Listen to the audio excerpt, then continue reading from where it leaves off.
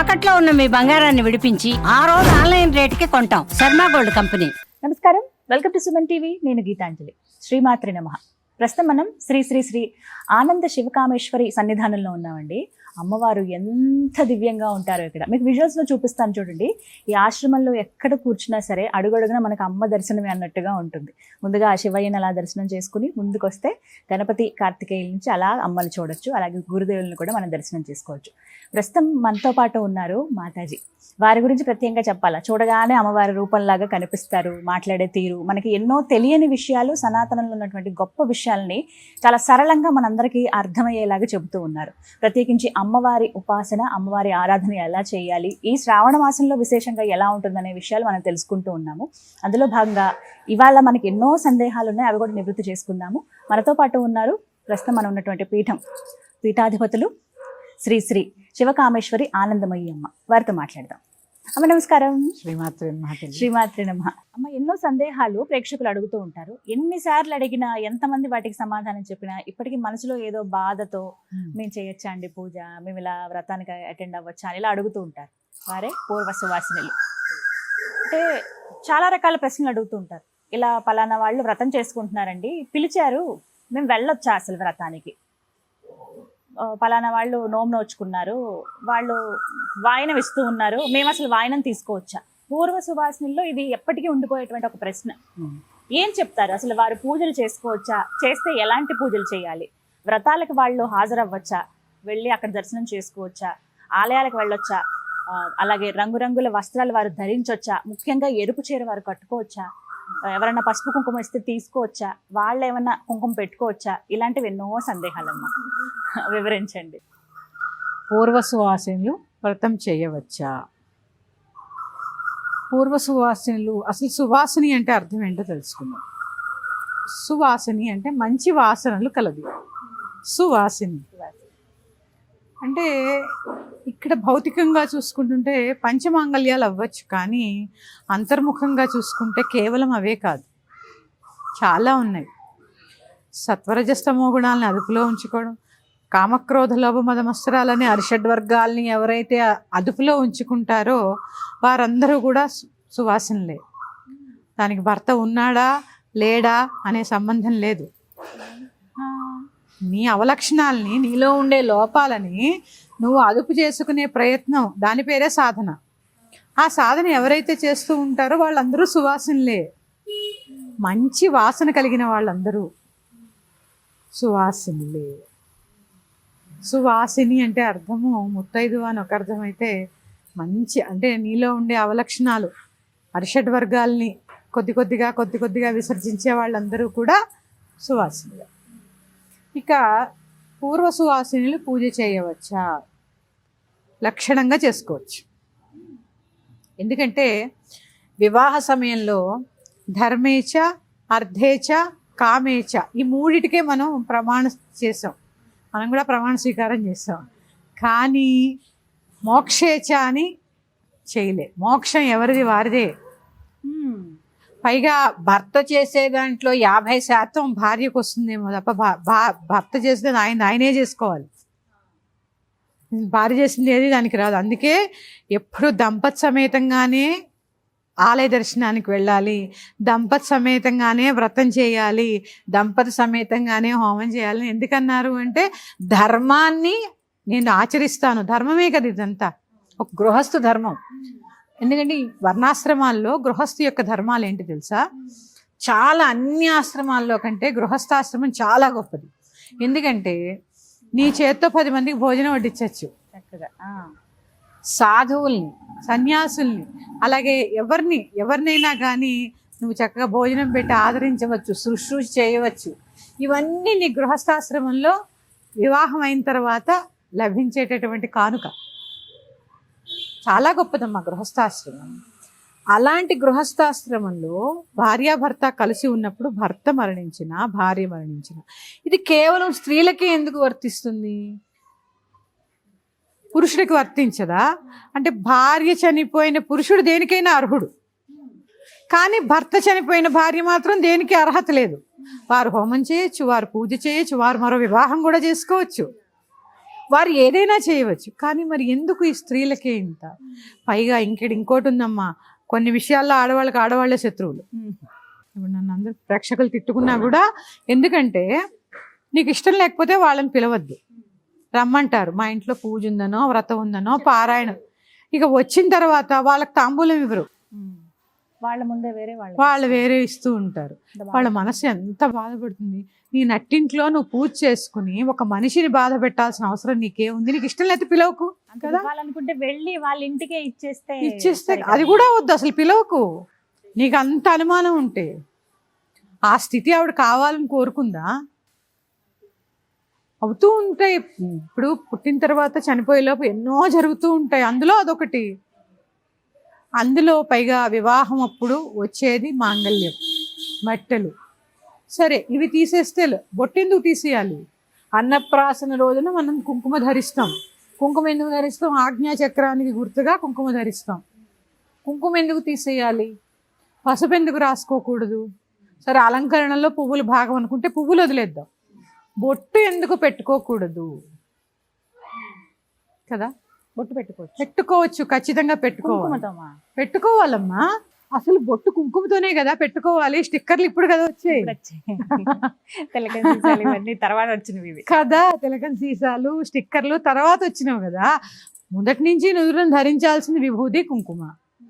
ఎందుకు ధరించద్దు కుంకుమ? తప్పు కదా.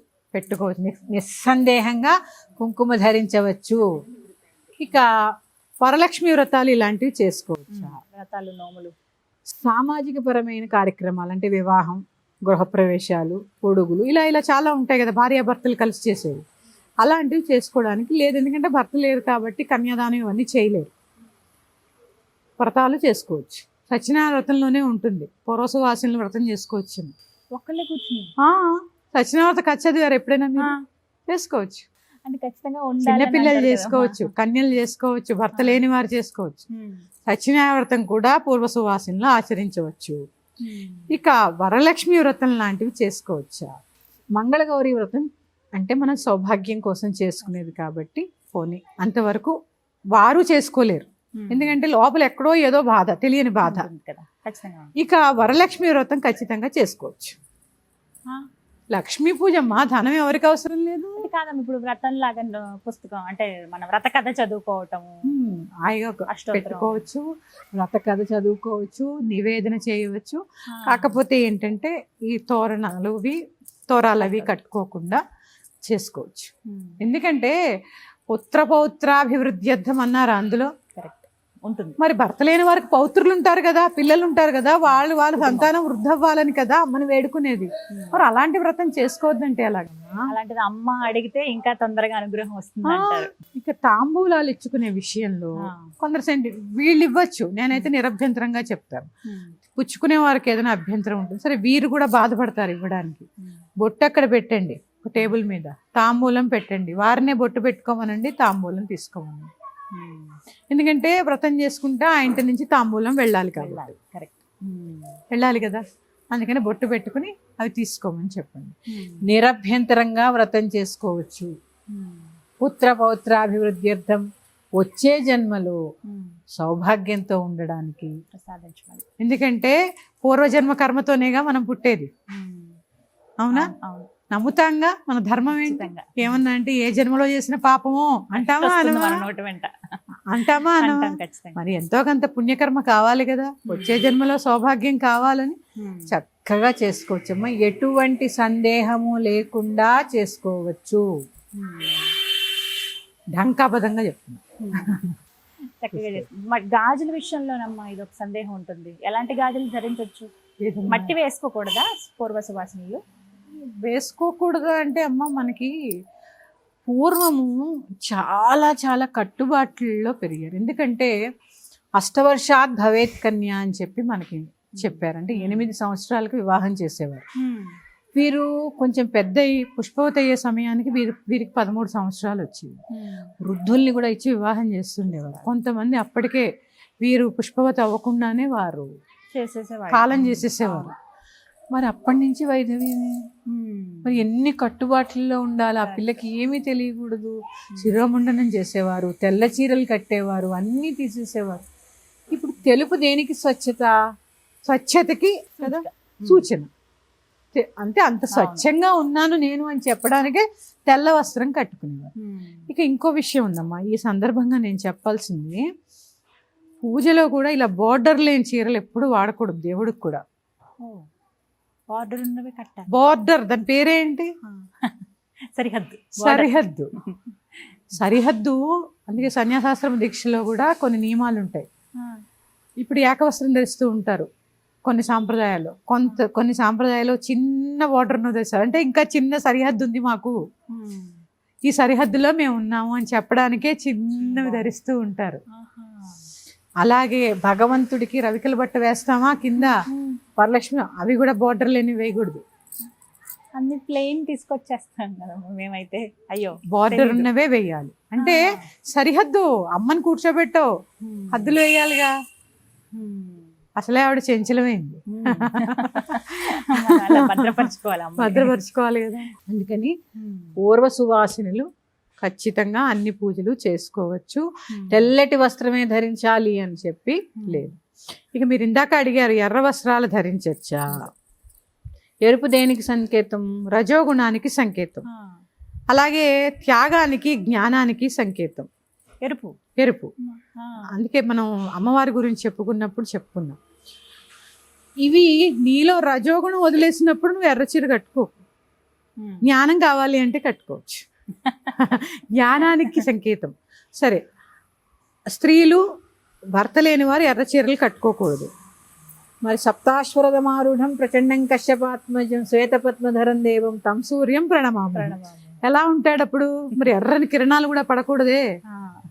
ఎరుపు చీర కట్టుకోవడానికి వీలు లేని వాళ్ళు ఎర్రని కిరణాలు వాళ్ళ మీద పడుతుంటే ఎలా? మరి ఏది నిలువరించగలరు? ఇవన్నీ అపోహలు మాత్రమే. అలానే పూర్తిగా తెలుపు కట్టుకోవాల్సిన అవసరం ఏమీ లేదమ్మా. తెలుపు స్వచ్ఛతకి పేరు, మారు పేరు. అందుకని పూర్వం వారికి ఉన్న కట్టుబాట్లను బట్టి ఆ తెల్లటి చీరను ధరింపజేసేవారు. ఈ స్త్రీలు అన్ని రంగాల్లో ఎదుగుతూ ఉన్నప్పుడు ఏవి పాటించాలో పాటించాలి, మూఢంగా ఉన్నవి మానేయాలి. భక్తిలో కూడా భక్తి, మూఢభక్తి రెండు ఉన్నాయిగా. అవును, చెప్తారు, వర్ణిస్తారు వాటి గురించి కూడా. మరి అంత మూఢభక్తి ఉండకూడదు. విశ్వాసంలో కూడా విశ్వాసం, మూఢ విశ్వాసం రెండు ఉన్నాయిగా. విశ్వాసము, భక్తి ఉండాలి, విశ్వాసం ఉండాలి. ఏదైనా మూఢం పనికిరాదు. అందుకే మూఢాల్లో పెళ్లిళ్ళు చేస్తారా? చేయరు. అసలు పెళ్లిళ్ళు చేయరు, ఏ కార్యక్రమాలు చేయరు. మరి మూఢభక్తి ఎందుకు, మూఢ విశ్వాసం ఎందుకు? అందులో మూఢం పనికిరానప్పుడు ఇందులో కూడా మూఢం పనికిరాకూడదు. అందుకని మూఢ విశ్వాసాలు మానండి. అందరూ, ప్రత్యేకంగా ఆడవారికి, స్త్రీకి స్త్రీ ఎప్పుడూ శత్రువు కాకూడదు. ఆవిడకి అలాంటిది వచ్చింది అంటే ఆవిడ కావాలని చేసుకుందా? ఆవిడ కర్మానుసారము జీవితంలో జరగాల్సిన ఒక దుర్ఘటన జరిగింది. చేతనైతే సహాయ సహకారాలు అందించండి, ఆవిడని అందులోంచి పైకి తీసుకురావడానికి ప్రయత్నం చేయండి. అంతేగాని ఇంకా మీ చేష్టలతో, మీ మాటలతో ఇబ్బంది పెట్టద్దు. కుంకుమార్చన చేయొచ్చా? నిరభ్యంతరంగా చేయొచ్చు. కుంకుమ అర్చిస్తున్నావు అంటే నేను చెప్పాను ఇప్పుడే, ఎరుపు రజోగుణానికి సంకేతం. ఇలా వేయడం అంటే నేను రజోగుణం వదిలేస్తున్నా విడిచిపెడుతున్నా అని ఇలా పట్టు కూర్చుంటే ఎట్లా? ఇంకా దాన్ని ఇవన్నీ మీరు అడిగిన ఈ ప్రశ్న రజోగుణం అయింది అంతే కదా. రజోగుణం దాడిపోయి తమ గుణంలోకి వెళ్ళిపోతుంది. అందుకని పూర్వ సువాసనలు అన్నీ చేయొచ్చమ్మా, ఇది చేయకూడదు. ఇంకా నేను విన్నానమ్మా ఒక దురదృష్టకరమైన సంఘటన చూశాను నేను కళ్ళతో. తల్లి కూతురికి వివాహం చేస్తోంది. వాళ్ళ చిన్నాన్నగారు, వాళ్ళ చిన్నమ్మ కన్యాదానం చేస్తున్నారు. ఈ పిల్ల, కడుపున పుట్టిన పిల్ల, ఆవిడ పూర్వ సువాసన అయినందుకు తల్లి ఆశీర్వాదం తీసుకోలే. ఇంత దౌర్భాగ్యమైన స్థితిలో మన సమాజం వెళుతోంది. ఇవన్నీ మూఢనమ్మకాలు. తల్లిని మించిన దైవం లేదు. కళ్ళు పోతాయి ఇలాంటివి చేయకండి. నేను వచ్చేసాం అప్పుడు అక్కడి నుంచి.